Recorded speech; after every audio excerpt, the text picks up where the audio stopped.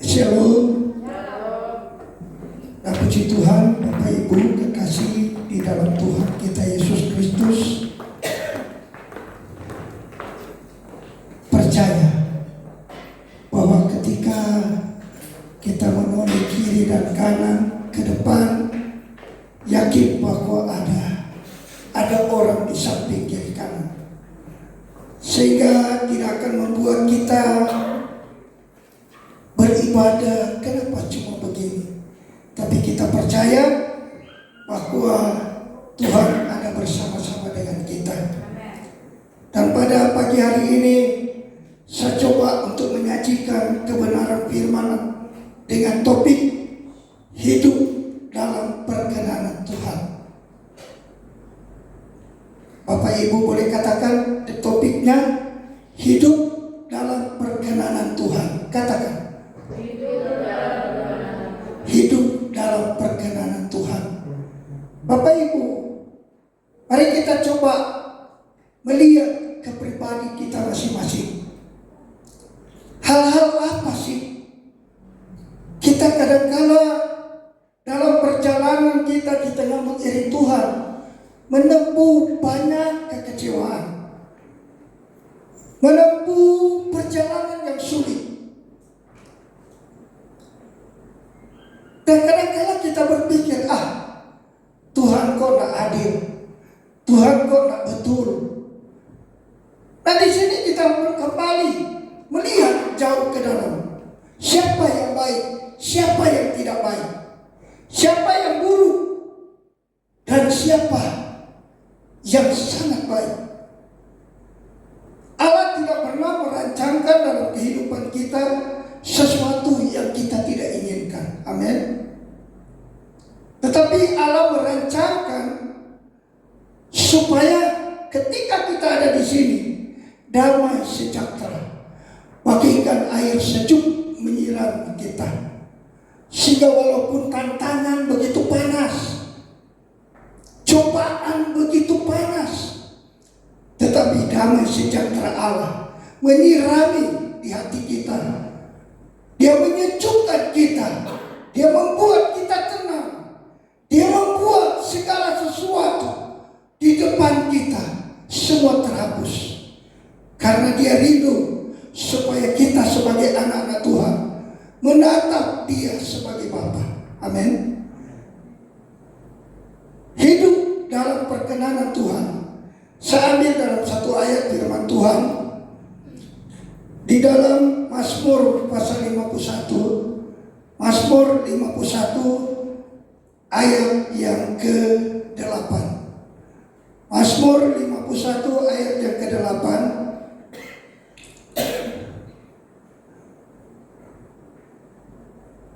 Coba mundur sampai ke-6.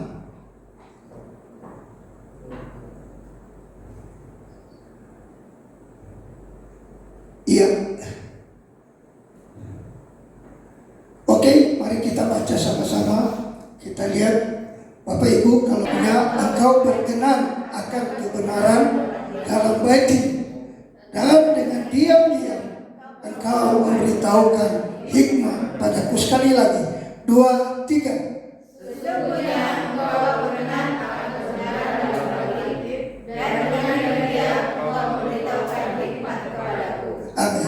Silakan duduk. Jadi kalau kita melihat, saya bilang di dalam ayat yang ke-8, mungkin saudara lihat di Alkitab, dia ada di ayat 6. Ayat 6. Nah, kekasih di dalam Yesus Kristus, setiap orang percaya pasti ingin hidup dalam perkenanan Tuhan. Amin.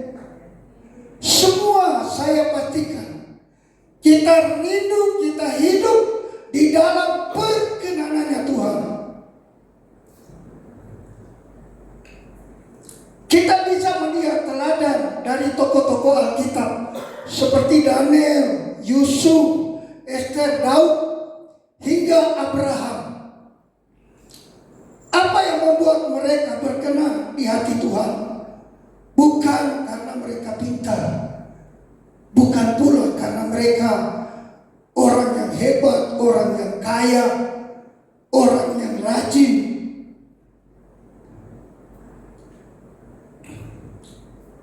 Jadi di sini kita melihat sesuatu kehidupan yang membuat Allah berkenan kepada mereka. Apa yang dipandang oleh Allah? Apa yang membuat berkenan di hati Tuhan? Bukan karena pintar, kaya, atau posisi mereka, melainkan karena hati mereka sungguh-sungguh terarah kepada Tuhan. Jadi di sini kita ambil garis bawahi, hidup yang mau berkenan di hadapan Tuhan, arahkanlah hati kita kepada Tuhan. Jadi mengarahkan hati kita kepada Tuhan itu memang mudah kita bicarakan, tetapi di dalam kita melaksanakan terlalu sulit. Kenapa? Kiri kanan kita ada banyak tawaran, ada banyak membuat kita sibuk, ada banyak membuat pikiran kita selalu terarah ke arah itu. Maka dengan itu, bagaimana kita perlu membawa hidup selalu terarah kepada Tuhan? Percayalah Bapak Ibu, Mazmur 62 ayat 1, bahwa bersama dengan Allah kita akan tenang. Jadi pertama di sini kita perlu membutuhkan satu ketenangan. Apalagi kita berada di tengah-tengah dunia yang kurang jelas. Dunia serba kacau. Dunia serba membingungkan kita. Kadang-kala kita berpikir untuk masa depan kita, bagaimana kita akan beroleh kehidupan yang berkenan di hadapan Tuhan. Apalagi anak-anak muda sekarang, kalau sudah tersentuh dengan pergaulan, dia pasti akan melupakan segala sesuatu. Sebab itu dari gereja menginginkan supaya anak-anak muda itu selalu dibekali dengan kebenaran firman, selalu dibimbing oleh kebenaran firman. Tidak ada kebenaran yang bisa akan mengarahkan kita untuk melihat kepribadian Yesus. Tidak ada, hanya melalui firman Tuhan.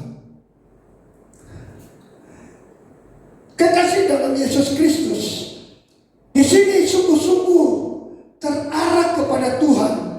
Mereka berjalan dengan iman, taat kepada firman-Nya, hidup kudus, dan menjaga kebenaran di hadapan Allah. Firman Allah kita lihat dalam Roma pasal 4 ayat 18 dan 19. Roma pasal yang ke-4 ayat 18 dan 19. Di sini Paulus kembali mengangkat bagaimana riwayat kehidupan daripada Abraham. Dia bilang, sebab sekalipun tidak ada dasar untuk berharap, namun Abraham berharap juga dan percaya bahwa ia akan menjadi bapa banyak bangsa, menurut yang telah difirmankan, demikianlah banyaknya nanti keturunannya. Kita lihat contoh firman Allah Abraham. Tidak ada dasar, tidak ada pegangan untuk dia berharap atas janji Tuhan yang Tuhan sudah berikan kepada mereka, bahwa mereka akan nanti Tuhan berikan anak, dan dari anak itu akan jadi manusia seperti bintang di langit, seperti pasir di tepi laut. Bapak Ibu, kalau pikir Abraham sudah berusia 90 tahun lebih, Sarah adalah seorang perempuan yang sudah tertutup kandungannya. Dan dia adalah perempuan mandul.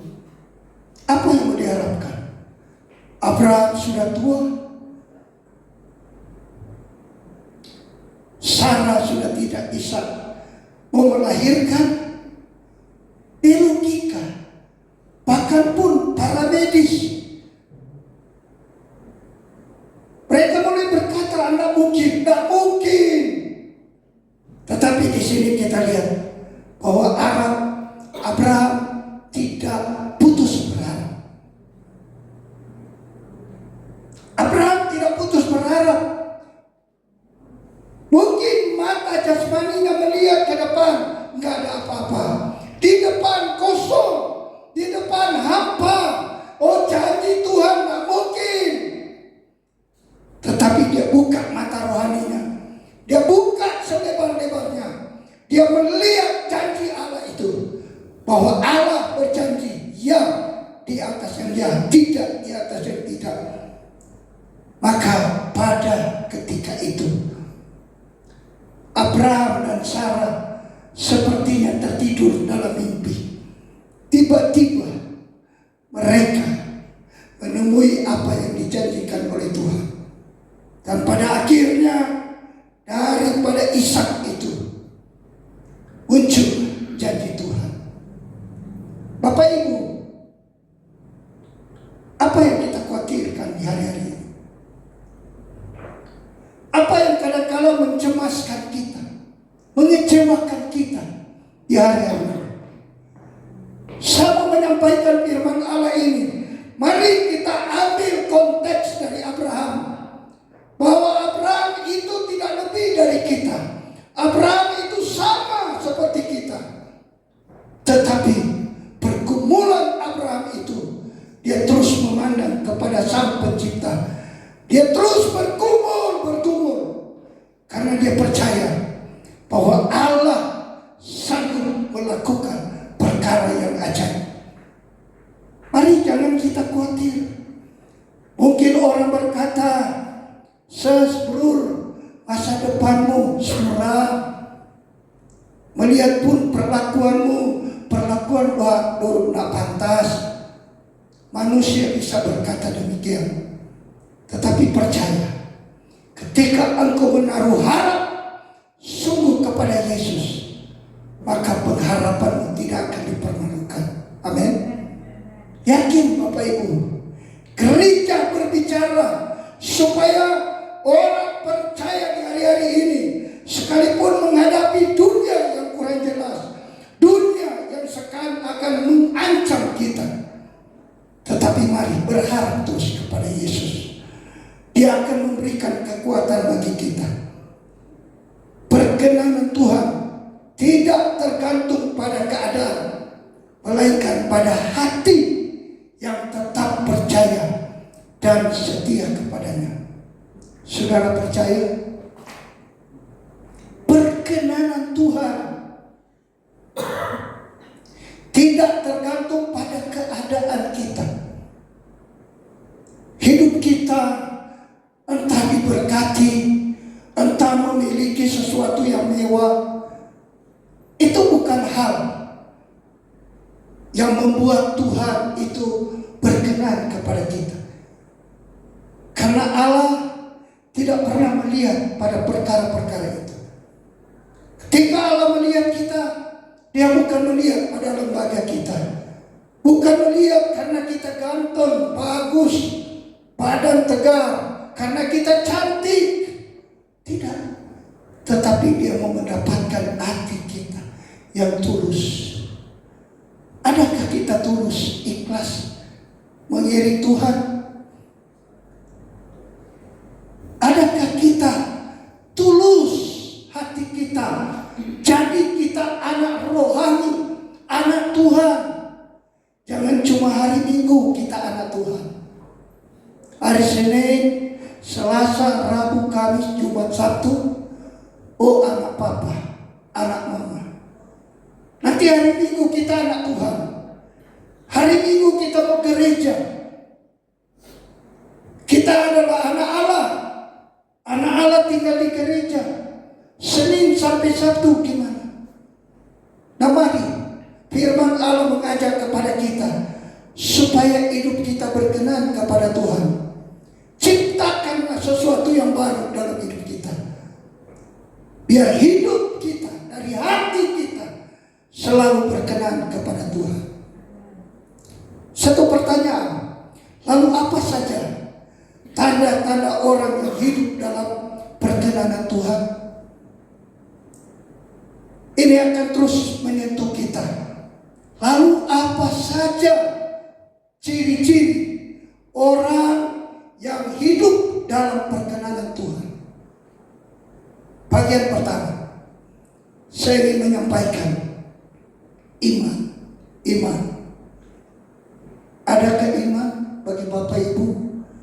Adakah iman bagi kita? Ibrani 11 ayat 6. Ibrani pasal 11 ayat 6. Coba buka layar.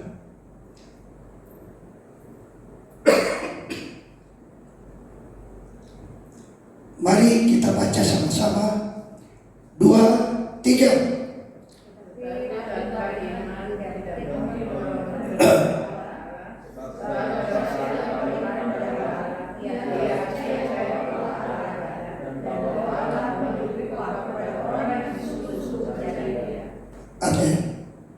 Jadi dalam Ibrani pasal 11 ayat 6 bagian A dia bilang, tetapi tanpa iman tidak mungkin orang berkenan kepada Allah. Jadi orang akan berkenan kepada Allah harus percaya, harus beriman. Bukan orang-orang banyak di luar sana. Kalau mau ditanya keyakinan kamu, saya percaya kepada Allah. Tetapi hidup hari-hari mencuri, berzina, mabuk, dan hidup yang tidak terarah. Tetapi saya percaya kita yang ada ini adalah orang-orang yang beriman. Amin. Mari tunjukkan iman. Dia bilang mustahil. Tanpa iman tidak mungkin orang berkenan kepada Tuhan.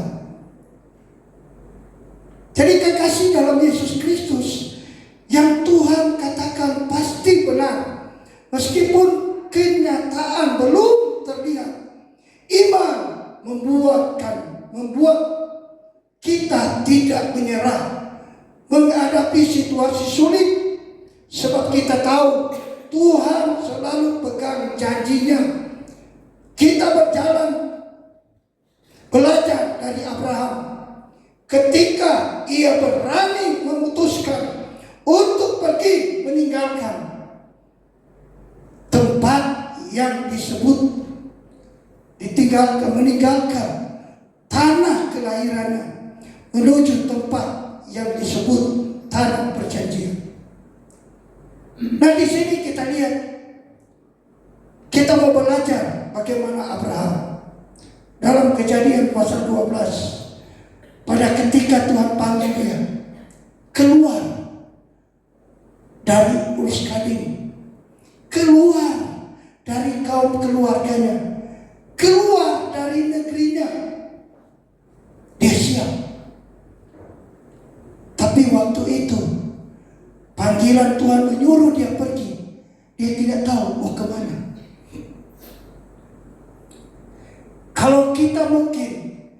Kalau kita mau berbicara tentang misi, kita pasti akan mendapat petunjuk. Oh, kamu ini satu tim, tujuan penginjilan kamu di kota ini sudah pasti. Kita sudah tahu anggaran berapa yang kita bisa tempuh lewat pesawat dan berapa hari kita ada di sana. Semua sudah terarah dan kita sudah pastikan. Tetapi Abraham sama sekali Tuhan cuma bilang, keluar kau. Dan Tuhan bilang bahwa Abraham hanya dikuatkan oleh iman. Dia memandang kepada negeri yang beralaskan batu. Dia percaya bahwa Tuhan menyertai. Dia bertindak, dia keluar. Dan pada akhirnya tempat yang ditujukan oleh Tuhan tepat, yaitu tanah Kanaan. Bapak Ibu, untuk mencapai hidup yang kekal itu bukan semudah kita berkata surga. Untuk mendapatkan hidup yang kekal bukan semudah kita ini adalah anak-anak Tuhan, percaya kepada Yesus, percaya kepada pengorbanan. Bukan sedemikian. Tetapi bagaimana keikhlasan hatimu percaya bahwa Yesus adalah Tuhan yang telah memanggil kita. Maka dengan itu iman jangan digoyahkan oleh apapun. Awal-awal saya berpikir, wah, hitung-hitung keluarga ini sakit dan hadir. Ini sakit. Saya bilang, di gereja ini tinggal berapa orang nanti. Tapi saya terdorong oleh doa, iman. Dan saya berpikir, tidak mungkin jadwal saya khotbah akan diubahkan. Karena Ibu Gembala juga sudah tahu, ini suara ini sudah memasuki 2 minggu. Seperti orang bisu. Bicara aja. Kadang-kala saya sudah bilang, ini, apa bro? Wah, saya sudah kuatkan suara, tapi masih apa bro? Apa? Ada Tuhan. Ini karena satu pergumulan. Saya tidak percaya bahwa ada serangan-serangan. Serangan itu membuat kita tidak berdaya. Tetapi saya percaya dengan adanya ini saya bergumul. Saya kuat bergumul. Saya berdoa. Saya berdoa dengan Tuhan. Saya menyembah. Saya ingin jumpa Dia. Dan saya imani. Dari tadi di kursi saya berpikir, ini suara ini mau pecah enggak? Mau kedengaran atau saya mau over kepada kepala? Tapi enggak, saya bertindak. Roh Kudus kuat berbicara, maju. Saya tidak bertindak, saya yakin. Puji Tuhan. Bisa kedengaran ya? Bisa jelas kata-kata? Puji Tuhan. Jadi ini kita lihat bahwa pertama adalah iman. Supaya kita hidup berkenan kepada Tuhan. Iman. Jangan iman kita digoyahkan oleh apapun. Sekalipun kita di dalam pelayanan tidak melihat sepecer pun, jangan digoyahkan. Jangan digoyahkan. Yakin bahwa dengan iman Tuhan pasti memelihara kita. Amin. Saudara, ada banyak hal yang terjadi di bangsa kita. Bahwa ada yang bilang, oh bangsa kita akan mengalami krisis ini, krisis itu, dan sebagainya. Ini tahun mereka mulai prediksikan di bulan-bulan pertengahan tahun akan terjadi kelaparan. Tapi kita sudah lewati semua. Saudara tak pernah makan, malah makan banyak ya kan? Bahkan sepuas-puas. Tidak pernah ada mau bilang, stop semua krisis, sandang pangan semua berhenti, kamu besok tidak akan makan. Tetapi sampai detik ini kita lihat pertolongan Tuhan. Kita lewat semua. Maka dengan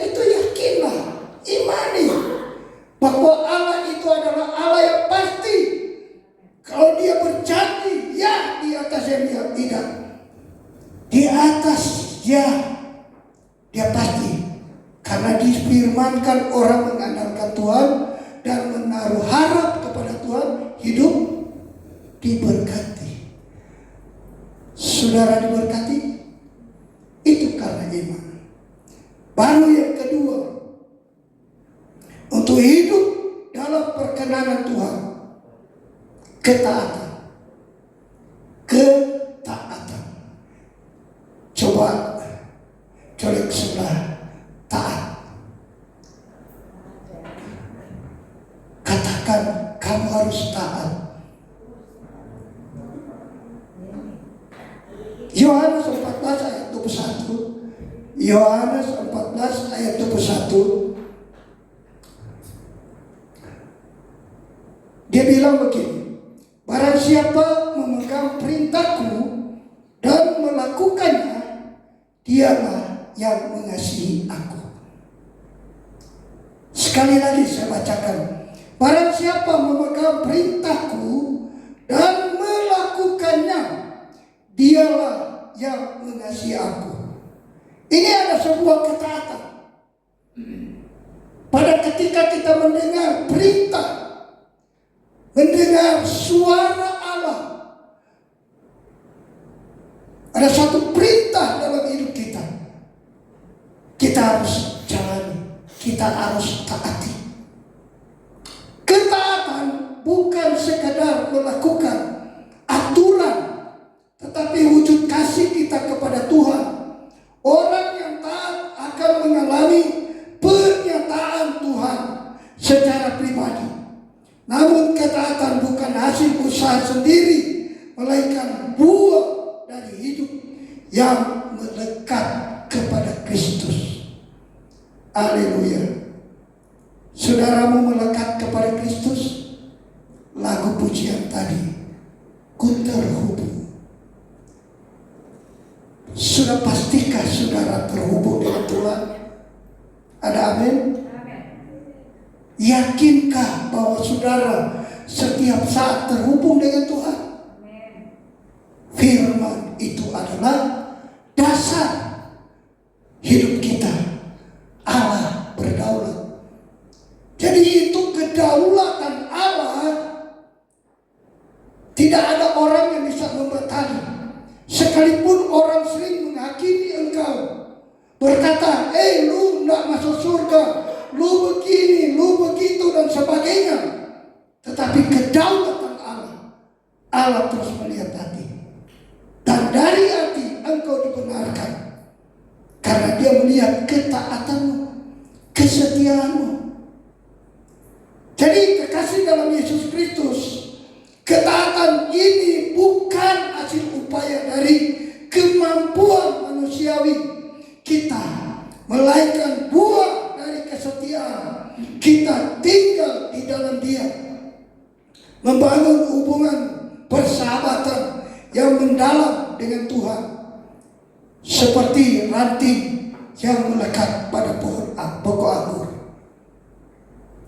Yohanes pasal 15 ayat 3. Akulah pokok dan kamulah carang-carang.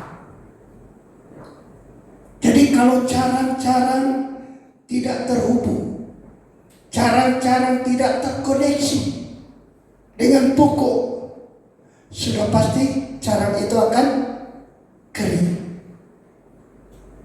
Makanya Bapak Ibu, kita sebagai ranting, marilah kita menciptakan sebuah ketaatan itu di setiap waktu.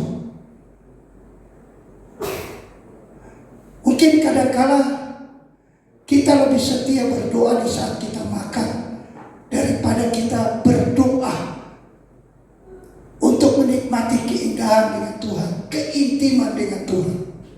Kalau doa makan akan pernah lupa. Sekalipun menghadap, ya semua sudah penuh, seakan-akan iman memindahkan gunung. Itu iman kita pindahkan, itu gunung kita pindahkan di piring. Lalu kita berdoa, Tuhan berkati makanan ini, amin.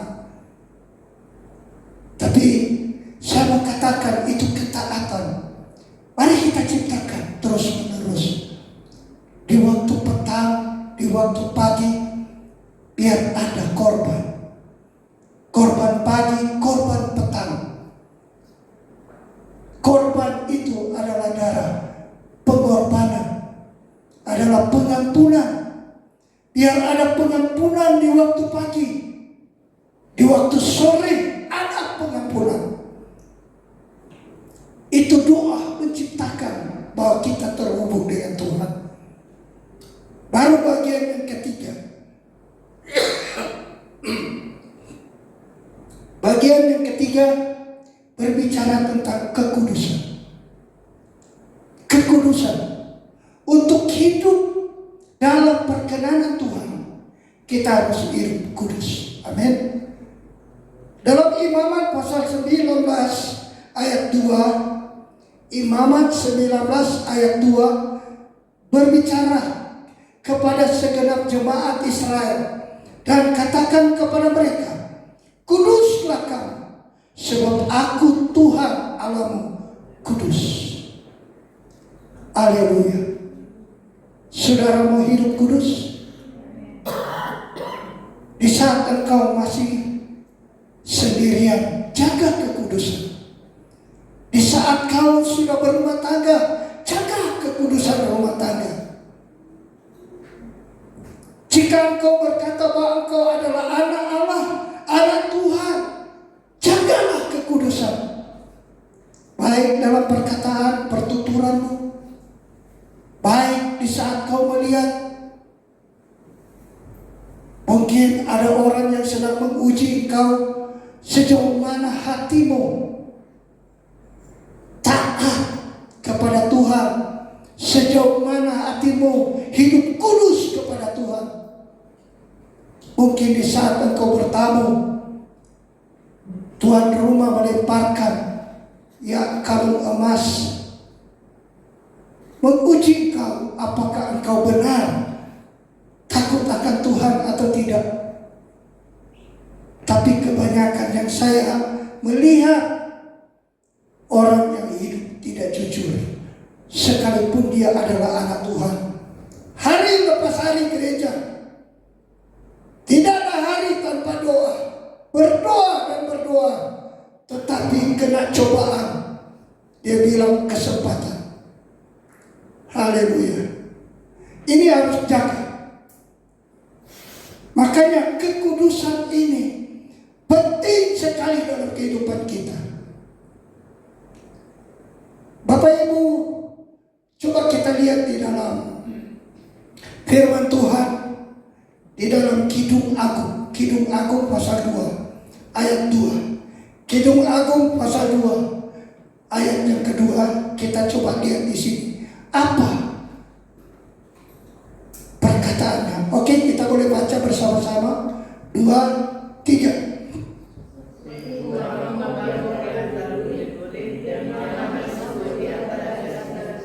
Haleluya. Nah, ini banyak orang kadang-kala berbicara tentang ini buku cabul, buku porno. Pak Pendeta, berhenti ya Pak Pendeta bicara tentang kitab ini. Saya pernah diperintahkan, Pak, berhenti Pak, ini buku tidak baik, ini buku porno Pak, ini buku cabul. Saya berikan pencerahan, buka pikirannya. Cuman saya bilang begini, Bu, Pak, kalau buku ini tidak dimuat di dalam keseluruhan kitab ini menjadi sebuah Alkitab, coba Bapak dengan berani hati sobek aja semua itu, sobek. Wah, diminta maaf, minta maaf. Baru saya jelaskan, ini artinya kitab ini adalah berbicara tentang Salomo dan Sulamit. Sulamit siapa dia? Dia anak desa. Tetapi Sulamit ini menjaga keperawakannya, menjaga pribadinya di antara putri-putri Yerusalem. Lihat pujian dari Salomo seperti bunga bakung di antara duri-duri. Demikianlah manis di antara gadis-gadis. Gadis-gadis ini ada berbicara tentang putri-putri Yerusalem. Semua adalah mantan-mantan istri dari Salomo. 700 istri, 300 gundik. Jumlah berapa? Nggak habis, ya kan? 1 tahun dia jalani nggak habis. Tetapi dia jumpa dengan Sulamit, seorang anak desa, seorang pribadi yang taat dan rajin, setia, sehingga dia bilang seperti bunga bakung. Bunga bakung tumbuh di mana? Bunga bakung biasanya tumbuh di lembah yang paling dalam.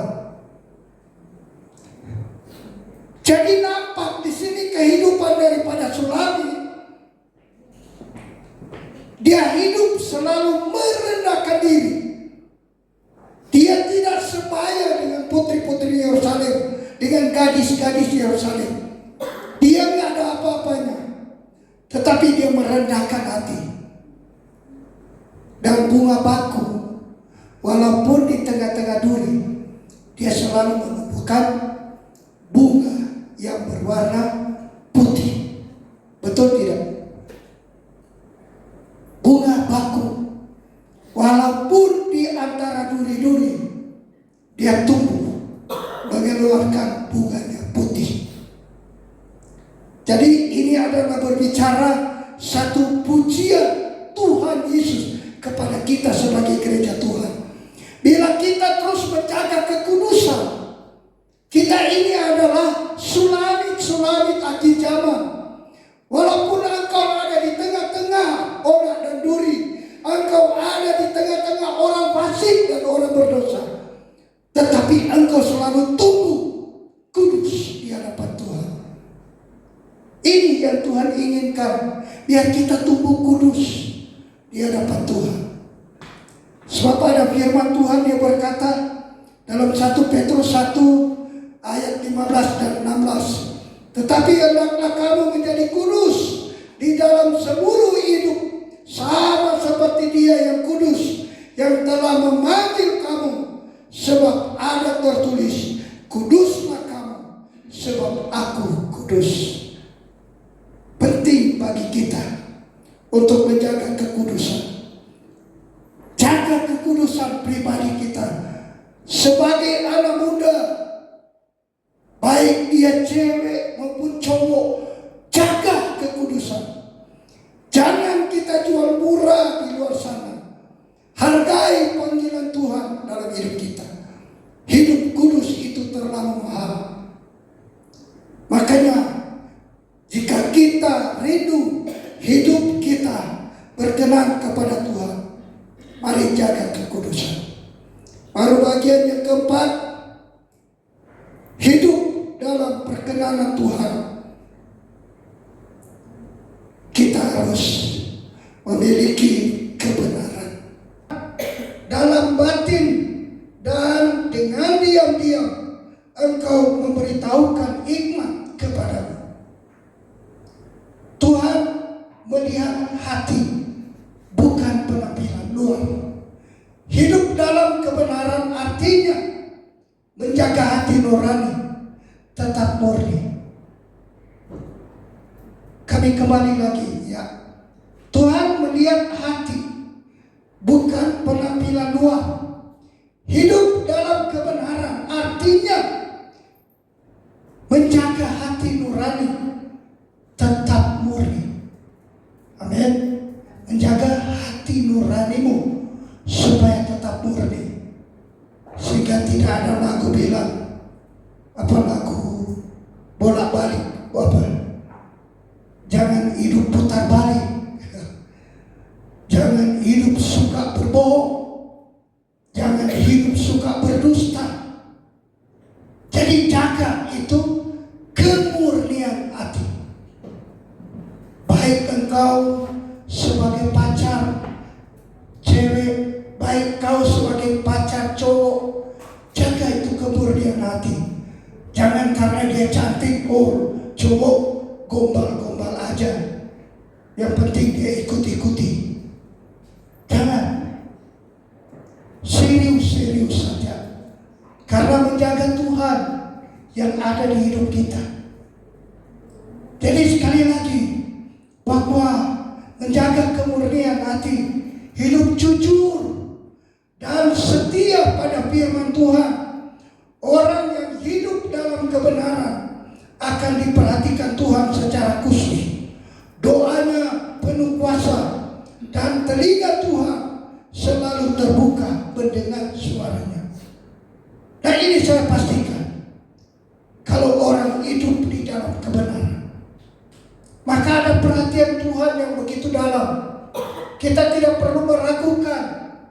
Kalau kita hidup di dalam kebenaran, maka kebenaran itu akan menuntut kita bagaikan matahari yang menerangi hidup kita. Jadi Bapak Ibu, apakah kita sudah belajar untuk taat dalam hal kecil maupun besar, atau hanya taat ketika sesuai dengan keinginan kita? Apakah kita sungguh-sungguh menjaga kekudusan hidup kita, atau masih bermain-main dengan dosa yang menjauhkan kita dari hadirat Tuhan? Kekasih dalam Yesus Kristus, bagian terakhir, hidup dalam perkenanan Tuhan bukan soal siapa kita di mata dunia, tetapi soal hati yang setia, taat, kudus, dan berjalan dalam kebenaran. Ini yang menjadi perhitungan Tuhan, sehingga hidup kita ini hidup berkenan kepada Tuhan. Jatuh bangun kita di hadapan Tuhan, kita tetap bangkit. Amin. Karena Allah berdaulat. Sebab itu pahami hidup dalam perkenanan Tuhan, kita harus memiliki iman, ketaatan, kekudusan, dan berjalan dalam kebenaran. Apapun yang dipandang orang, kalau 4 hal ini ada, maka kita tidak perlu ragu. Masa depan kita dengan Tuhan, Tuhan tetap ciptakan itu untuk membahagiakan kita, bukan oleh karena harta, tetapi oleh kebenaran. Amin. Puji Tuhan. Demikian firman Tuhan.